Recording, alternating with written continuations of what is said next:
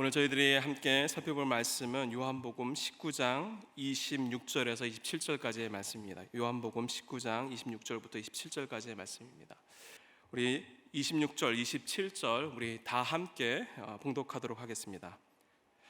예수께서 자기의 어머니와 사랑하시는 제자가 곁에 서 있는 것을 보시고 자기 어머니에게 말씀하시되 여자여 보소서 아들이니이다 하시고 또 그 제자에게 이르시되 보라 내 어머니라 하신대 그때부터 그 제자가 자기 집에 모시니라. 아멘. 저희 고난주간 특별기도회 주일서부터 시작해서 가상 7원의 말씀 십자가상에서 예수님이 말씀하신 그 말씀을 저희들이 보고 있습니다. 첫 번째로 저희들의 1원 저희들의 죄를 사하여 주시옵소서 용서의 말씀을 주일날 김용 목사님 통해서 저희들이 전해드렸고요. 어제는 오늘 내가 나와 함께 낙원에 있으리라 두 번째 말씀을 저희들이 살펴보았습니다. 오늘은 세 번째 말씀인 보라 내 어머니라 보소서 아들이니이다. 바로 요한복음에만 기록된 세 번째 말씀입니다. 십자가상의 7원만 봤을 때 이 세 번째 말씀하신 이 말씀은 조금 프라이빗해 보입니다. 퍼스널한 말씀처럼 보입니다. 앞에 두 말씀을 예수님의 시선으로 우리가 보게 되면 먼저는 하나님께 시선을 올리고 두 번째는 옆으로 이 두 강도에게 시선을 돌리셔서 인류의 죄에 대한 문제 그것을 보여주셨죠. 그리고 오늘 세 번째 말씀은 예수님의 시선이 아래로 향하게 됩니다. 보라 내 어머니라 보라 내 아들입니다 라고 말씀하십니다. 이 이야기는 두 사람의 당사자들에게 이야기하신 것입니다. 그런데 예수님께서 굳이 십자가상에서 이야기를 하실 필요가 있었나라는 의문이 듭니다. 많은 설교자들이 이 본문을 주로 어느 때 사용하시냐 하면 주로 어버이날에 이 본문을 많이 사용하십니다. 예수님께서 마지막 임종의 순간에 자기의 어머니에게 효도를 하신 것이라고 설교하신 분들이 많이 계십니다. 그러한 면이 없지 않은 것은 아니지만 십자가상에서 마지막 숨을 거두시는 그 순간 가운데서 예수님의 그 말씀이 단순히 효심이었나라는 의문은 들게 됩니다. 오늘 예수님께서 십자가에서 말씀하신 이 세 번째 말씀이 내 어머니라 그리고 당신의 아들입니다. 예수님은 과연 이 말씀을 통해서 우리에게 무엇을 주시려고 하셨을까? 오늘 말씀을 통해서 은혜를 받길 원합니다. 여러분 오늘 받으신 부르셔 또 뒤에 있는 주제처럼 오늘의 주제는 사랑의 말씀입니다. 단순히 사랑하라라고만 말씀하신 것이 아니라 이렇게 사랑해라 구체적인 말씀을 해주신 것입니다. 성경을 한 문장으로 요약할 수 있다면 바로 하나님께서 인간들을 향한 사랑이라고 표현할 수 있을 것 같습니다.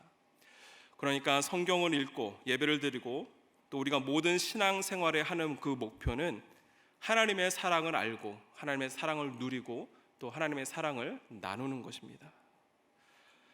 우리가 신앙생활을 오래 했는데 내 삶에 사랑이 묻어나지 않는다면 내가 성경을 잘못 공부했거나 또 잘못 이해한 것입니다. 성경을 통해서 우리가 먹어야 할 것을 바로 먹어야 하는 것이 바로 이 사랑입니다.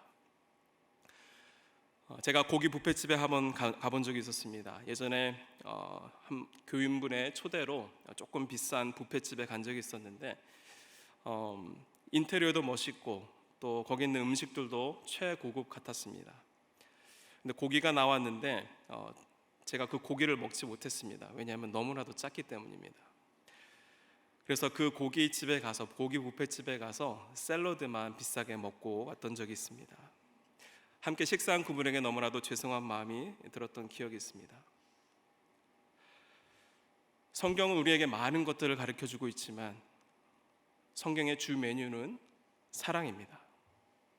사랑하셔서 이 땅에 오셨고 사랑해서 우리를 용서해 주셨고 사랑하셔서 우리를 위해서 십자가에 달려 돌아가셨습니다. 사랑이라고 하면 우리 너무나도 자주 듣게 되는 교회에서도 그렇고 설교에서도 그렇고 너무나도 익숙한 단어입니다. 하지만 이것을 삶 가운데 실천하기에는 너무나도 어려운 단어 같습니다. 세상에 많은 사랑들이 있지만 우리가 목표로 삼아야 하는 것은 바로 예수님처럼 사랑하는 것입니다. 예수님처럼 살아가는 것을 배우기 위해서 가장 중요한 것이 바로 이 십자가입니다.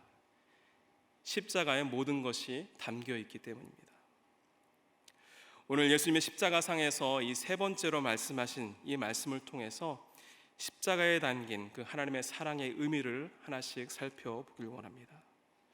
첫 번째로 십자가는 사랑의 새로운 시작입니다. 십자가는 사랑의 새로운 시작입니다. 예수님의 십자가 아래서 우리의 사랑이 다시 시작될 수 있다는 것입니다. 본문에서는 예수님께서 사랑하시는 제자가 나옵니다. 바로 요한을 가리킵니다. 그가 사랑하시는 제자. 이 표현은 요한복음에서 5번이나 등장합니다.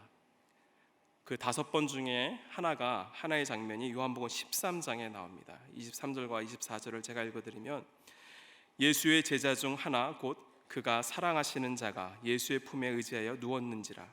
시몬 베드로가 머리짓을 하여 말하되 말씀하신 자가 누구인지 말하라 하니. 그 당시에 음식을 먹는 문화가 누워서 먹는 문화였긴 했지만, 말씀해 보시면 예수 품에 의지하여 누워 있는지라 라고 기록됐습니다. 예수 품에 누울 정도로 정말 가까운 사이였다라는 것을 보게 됩니다. 가장 가까운 곳에서 예수님과 대화했던 그런 제자가 바로 요한이었습니다. 그 당시를 생각해 보면 예수님을 따랐던 많은 사람들이 있었습니다. 500명, 또 70인의 제자들, 또 12명의 제자들이 있었습니다. 그 중에서도 사랑하는 제자라고 불린 제자는 요한밖에 없었습니다. 그래서 그런지 모르겠지만 이 요한복음에서는 이 사랑하라라는 말이 56번이나 등장하게 됩니다. 그리고 요한복음에서 이 사랑이라는 단어가 197번이나 나오게 됩니다. 그래서 학자들은 요한을 사랑의 사도라고 부르기도 합니다. 예수님께서 특별히 사랑하셨던 이 요한이었는데, 그 역시도 예수님께서 잡혀가실 때에 예수님을 버리고 도망갔던 그 제자들 무리 가운데에 있었습니다. 마태복음 26장 55절 56절 교독하면서 읽어보겠습니다. 그때 예수께서 무리에게 말씀하시되 너희가 강도를 잡은 것 같이 칼과 몽치를 가지고 나를 잡으러 나왔느냐. 내가 날마다 성전에 앉아 가르쳤을 때 너희가 나를 잡지 아니하였도다. 그러나 이렇게 된 것은 다 선지자의 글을 이루려 함이니라 하시더라. 이에 제자들이 다 예수를 버리고 도망하니라. 예수님께서 붙잡히실 때에 도망했던 그 요한이었는데, 예수님의 마지막 돌아가시는 그 순간 유일하게 돌아왔던 십자가 앞에 섰던 제자가 바로 요한이었습니다. 요한이 예수님 앞에 다시 돌아오면서 과연 무슨 생각을 했을까? 아니, 먼저 예수님을 버리고 도망갔을 때 요한은 과연 무슨 생각을 했을까? 먼저는 그 마음 가운데 실망감이 있었을 것이라고 생각이 됩니다. 예수님께서 가장 사랑하시는 제자였고, 또 그 당시까지는 그들이 생각했던 메시아는 지금 이 지배받고 있는 이 나라를 뒤엎을 왕으로 오시는 메시아를 상상했기 때문에 가장 측근이었던 요한은 아마도 자기에게 좋은 자리, 총리 정도는 주지 않을까라는 생각을 했었을 것입니다. 그리고 그가 다시 한번 주님 앞으로 돌아가는 그 시점에서는 예수님께서 법정 판결을 다 마치셨을 때고, 결국 십자가의 사형 선고를 다 받으셨을 때에 요한은 예수님께 돌아가게 되었습니다. 그래도 나를 사랑해 주셨던 분이기 때문에 예수님의 마지막 순간을 놓치기 싫어서 그가 용기를 내어서 십자가 앞에 서게 된 것이라고 생각합니다. 나를 사랑해 주셨던 스승님의 마지막 그 순간을 보기 원했던 그 요한의 마음도 있었겠지만, 결코 그 십자가 앞에 서는 것이 너무나도 쉽지 않았을 것 같습니다. 그 주변 상황과 또 자기를 보는 시선들, 그것을 용기로 이겨내야만 했었기 때문입니다. 그리고 무엇보다도 예수님의 얼굴을 보는 것이 너무나도 힘들었을 것 같습니다. 예전에 저희 어머니가 유방암 수술을 받으신 적이 있었습니다. 저와 형이 미국에 있었기 때문에 누군가 한 명은 들어갔었어야 되는데, 이제 어머니와 통화를 하면서 처음에는 이야기를 안 하시다가 결국엔 제가 자꾸 물어보니까 이제 암이라고 얘기하셨습니다. 그래서 어머니 입에서 무슨 말씀을 하셨냐면, 이제 난 괜찮다고, 살 만큼 살았다고, 그래서 오지 말라고 하셨는데, 둘 중에 하나는 들어가야 될 것 같아서 제가 이제 비행기 표를 끊고 가게 되었습니다. 수술을 하시고 한 일주일 동안 병원에 계셨는데, 일주일 동안 어머니와 이제 거의 모든 24시간을 함께 지내면서 저에게는 너무나도 특별한 시간이 되었습니다. 지금은 너무나도 잘 회복되셔서 건강하게 잘 지내고 계십니다. 가장 힘든 시간에 함께 한다는 것, 가족 관계에서도 너무나도 중요하고 모든 인간 관계에서도 너무나도 중요한 일입니다. 예수님의 십자가의 길을 걸어가실 때에 그 옆에는 아무도 없었습니다. 가장 큰 고통의 순간, 예수님께서 가장 사랑하셨던 그 요한마저도, 또 목숨까지 내놓고 주님을 사랑하겠다고 고백한 이 베드로마저도 그 자리에는 없었습니다. 이제 요한은 예수님의 십자가 앞에 섰지만 이미 모든 것이 다 끝났고 마지막 숨을 넘기기 직전에 예수님 앞에 서게 되었습니다. 그 마음이 얼마나 복잡했을까, 미안하고 얼마나 후회스러운 마음이 들었을까라는 생각이 듭니다. 이 장면을 저희가 준비하면서 제가 한 그림을 발견하게 되었습니다. 대부분의 이 마리아와 요한을 그린 그 예수님 세 명을 그린 그림들이 대부분이 요한과 마리아가 예수님을 쳐다보고 있는 그림들이 대부분입니다. 하지만 이 그림을 보시면 마리아와 요한은 예수님을 보지 못하고 있습니다. 아마도 요한의 마음 가운데에 너무나도 미안한 마음, 죄송스러운 마음, 그 옆에 있던 마리아는 끔찍한 아들이 이 십자가에 달려 끔찍한 처형을 받게 되는 그 모습을 도저히 볼 수 없었음을 이 작가는 표현한 것이죠. 아마 마리아와 요한의 마음 예수님께서 다 아셨을 것이라고 생각이 됩니다. 그런 예수님께서 시선을 맞추시고 요한에게 너 왜 이제 왔니? 그래도 너 정도라면 내 곁에 있을 줄 알았는데 이렇게 말씀하지 않으셨습니다. 그리고 요한도 예수님 앞에서 어떤 말도 할 수 없었습니다. 예수님과 눈 마주치는 것이 너무나도 힘들었을 그때에 예수님은 요한에게 마지막 유언의 말씀을 하십니다. 19장 27절의 말씀입니다. 또 그의 제자에게 이르시되 보라 내 어머니라 하신대 그때부터 그 제자가 자기 집에 모시니라. 보라 내 어머니라. 예수님의 마지막 유언은 요한에게 마리아를 죽는 그날까지 자신의 집에 모시게 되는 그런 임무를 맡기게 됩니다. 요한이 예수님께서 말씀하신 이 마지막 유언을 듣고서 조금 마음이 편해졌을 거라는 생각이 들기도 합니다. 왜냐하면 그 마음 가운데 죄송한 마음이 있었는데 예수님께서 마지막 유언으로 자신의 어머니를 부탁하셨기 때문입니다. 요한은 그가 예수님께로부터 받은 그 새로운 일 때문에 그동안 무거웠던 그의 마음에 예수님의 그 한마디, 내가 예수님을 위해서 할 일이 생겼다라는 것, 그것 때문에 마음에 큰 위로와 힘을 얻었을 것이라고 생각이 됩니다. 우리의 삶에 하나님 앞에 나가기가 두려울 때가 많이 있습니다. 나의 연약한 모습, 나의 부족한 모습 때문에 예수님 앞에 서기가 힘들 때가 있습니다. 오늘 요한의 모습처럼 여전히 두렵고 떨리지만 중요한 것은 먼저 나 있는 그대로의 모습으로 주님 앞에 나아가는 것입니다. 내가 무엇을 해서 하나님이 나를 받아주시는 것이 아닙니다. 바로 예수 그리스도의 피 때문에 우리가 하나님 앞에 나아갈 수 있게 된 것입니다. 히브리서 10장 19절에 이렇게 말씀합니다. 그러므로 형제들아 우리가 예수의 피를 힘입어 성소에 들어갈 담력을 얻었나니.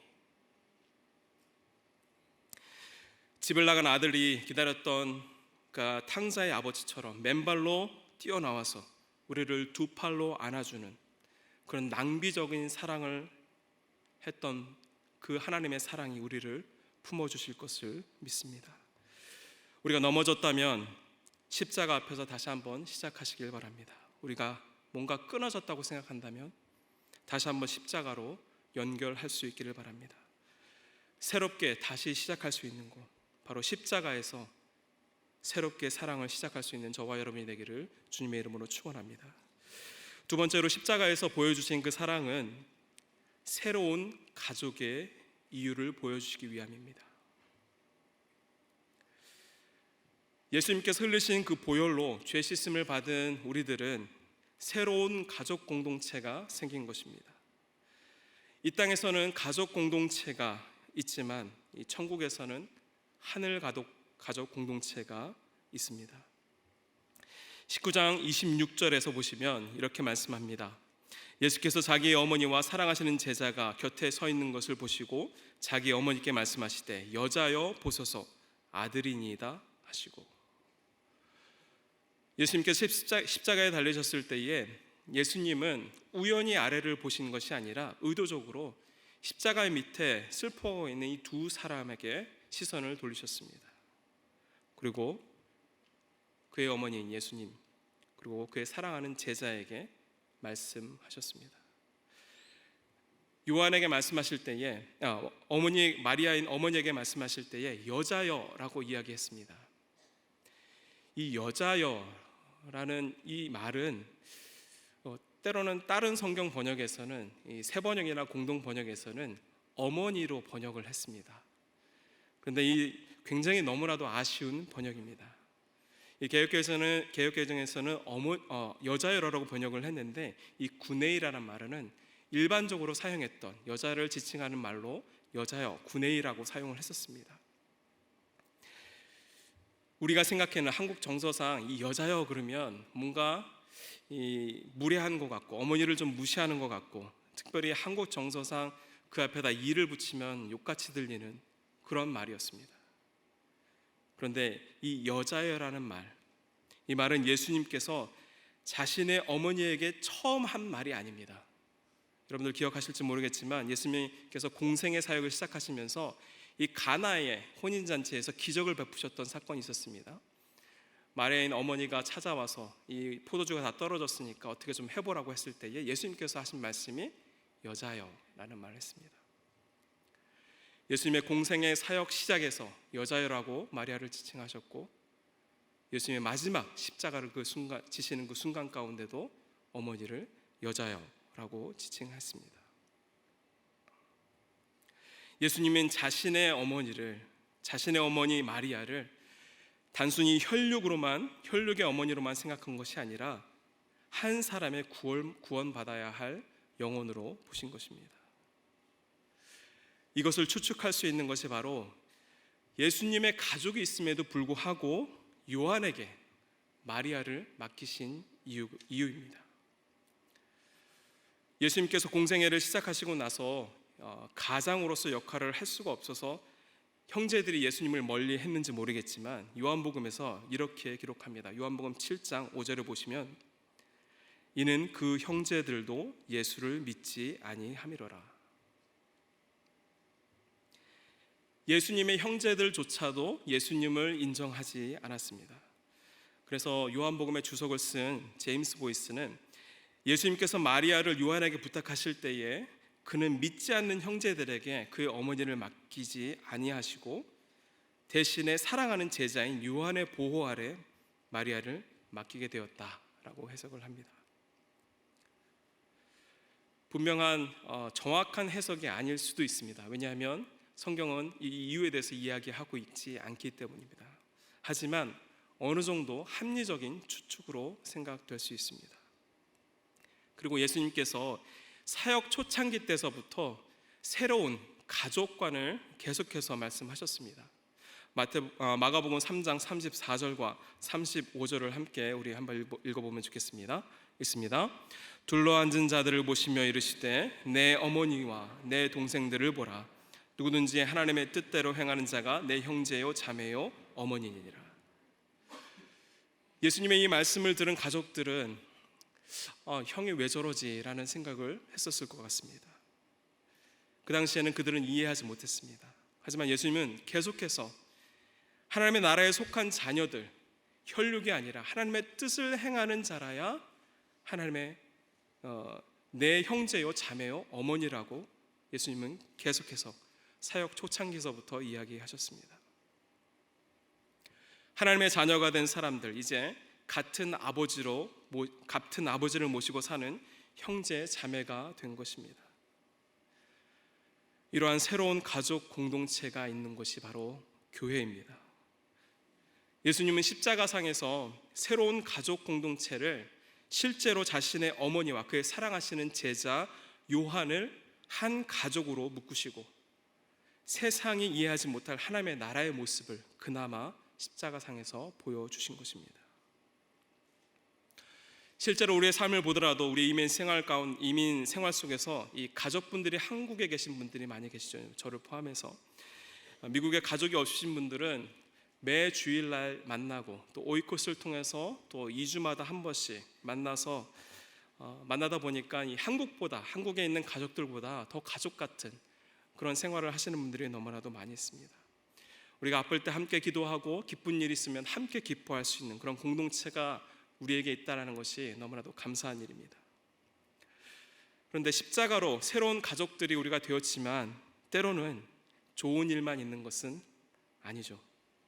신앙생활을 하다 보면 이 신앙생활에 그만두시게 되는 가장 많은 이유 중에 하나가 교회에서 상처를 받으신 분들입니다. 바로 이 관계가 깨어졌다는 것이죠. 우리의 자녀들도 마찬가지입니다. 교회에 나오지 않는 가장 큰 이유 중에 하나가 이 관계 가운데 상처를 받은 우리 자녀들이 너무나도 많이 있습니다. 그리고 그것이 치유되기까지는 너무나도 힘든 과정을 지나가야 합니다. 그래서 우리에게 필요한 사랑이 바로 이 십자가 사랑이 아닌가 생각이 됩니다. 십자가 사랑하면 그 범위가 조금 넓은 것 같아서 예전에 노진산 목사님께서 말씀하셨던 그 내용을 조금만 나누려고 합니다. 우리가 믿음, 소망, 사랑 그 중에 가장 제일은 노진산 목사님에 의하면 센스라고 대답을 했습니다. 전혀 앞뒤가 맞지 않는 내용입니다. 믿음, 소망, 사랑 얘기했는데 그 중에 없는 센스를 답으로 하셨었죠. 이 크리스천들에게 믿음, 소망, 사랑 너무나도 중요하게 생각하는데 대부분 센스가 없는 경우가 많기 때문에 노진산 목사님이 이 어떤 개그를 좀 사용하신 것 같습니다. 이 사랑 중에 가장 중요한 것이 배려입니다.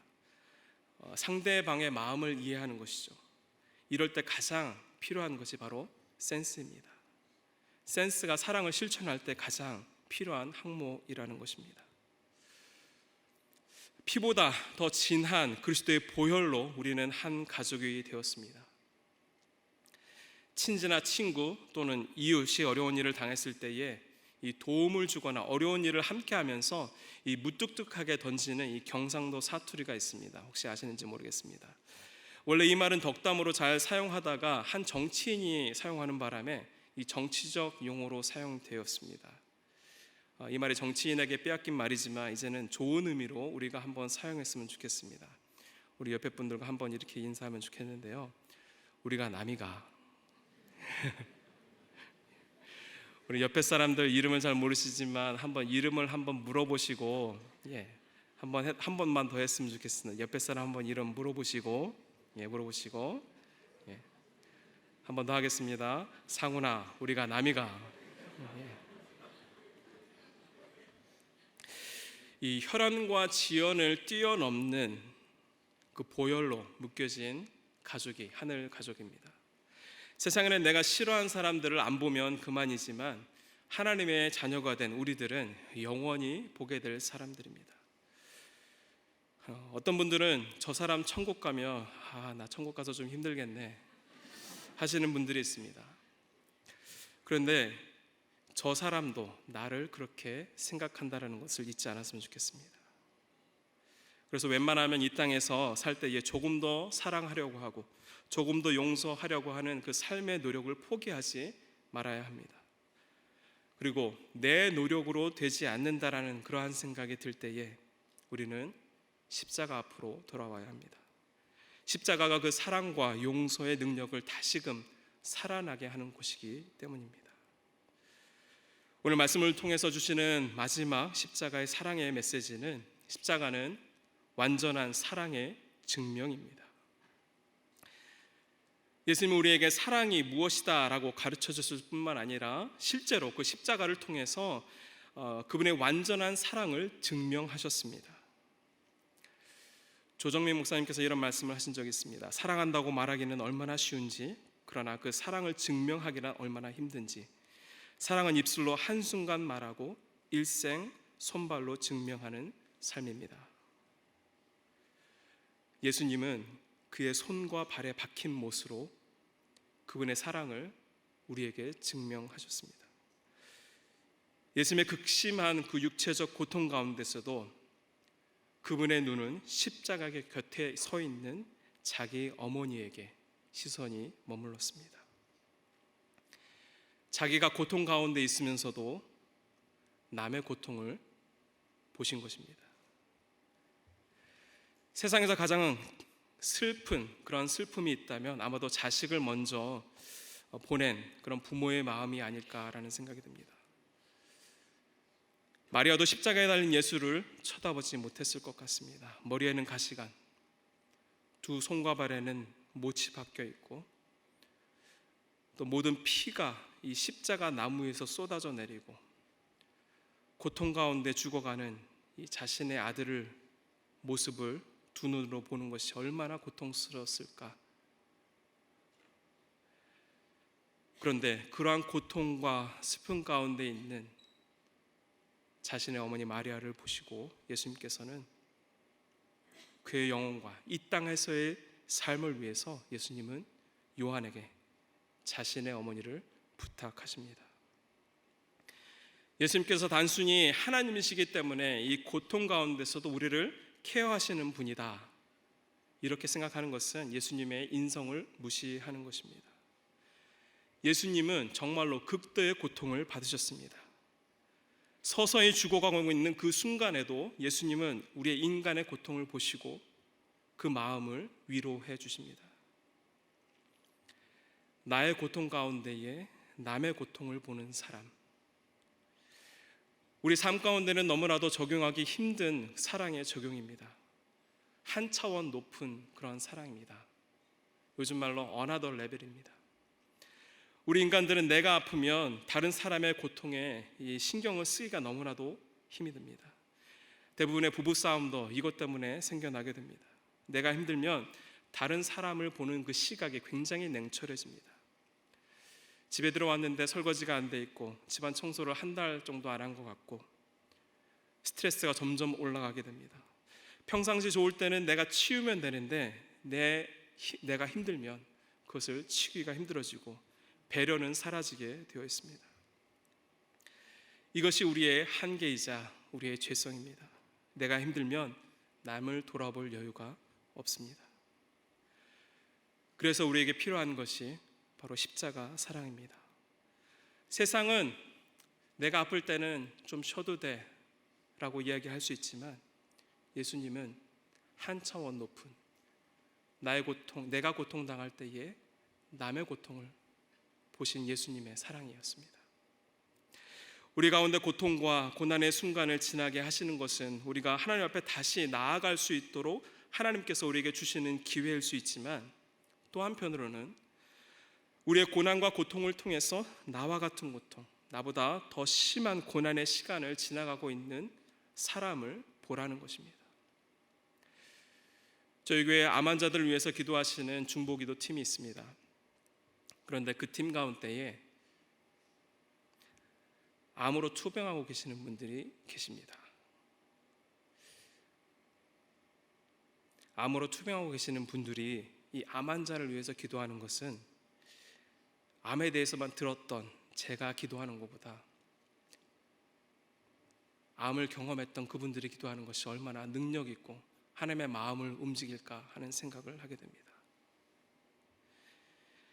나의 아픔이 다른 사람의 아픔을 보게 하시는 그 하나님의 은혜, 하나님께서 주신 기회라고 믿고 그대로 실천하시는 분들이 우리 교회 가운데 계십니다. 우리가 고난을 달라고 기도하시는 분들은 많이 없겠지만, 우리가 고난이 닥쳤을 때에 십자가를 생각하면서 나에게 주신 그 고통의 시간이 그냥 버려지는 시간이 아니라 십자가를 경험하는 시간, 자신의 고통 가운데서도 남의 고통을 보신 그 예수님의 사랑을 깊이 경험하는 시간이 되게 해달라고 기도할 수 있기를 간절히 바랍니다. 오늘 설교 제목은 예수님처럼 사랑하기입니다. 우리 신앙생활의 목표가 예수님처럼 사랑하는 것이 되었으면 좋겠습니다. 우리 요한복음 13장 34절과 35절의 말씀을 함께 읽으면서 말씀을 마치도록 합니다. 우리 함께 읽습니다. 새 계명을 너에게 주노니 서로 사랑하라. 내가 너희를 사랑한 것 같이 너희도 서로 사랑하라. 너희가 서로 사랑하면 이로써 모든 사람이 너희가 내 제자인 줄 알리라. 나의 연약함, 나의 부족함 때문에 예수님과 멀어졌던 분이 계셨다면 이제 다시 십자가 아래서 그 사랑의 여정을 시작할 수 있기를 바랍니다. 그리고 혼자 그 여정에 걸어가는 것 쉽지 않을 것입니다. 그래서 우리는 공동체가 반드시 필요합니다.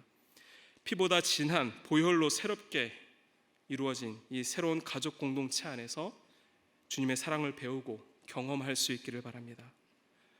그리고 말로만 사랑한다 하지 않으시고 십자가에서 그 완전한 사랑을 증명하신 그 예수님처럼 이 나의 고통을 통해서 남의 고통을 볼 수 있을 만큼 한 차원 높은 사랑으로 예수님처럼 사랑할 수 있는 저와 여러분이 되기를 주의 이름으로 축원합니다.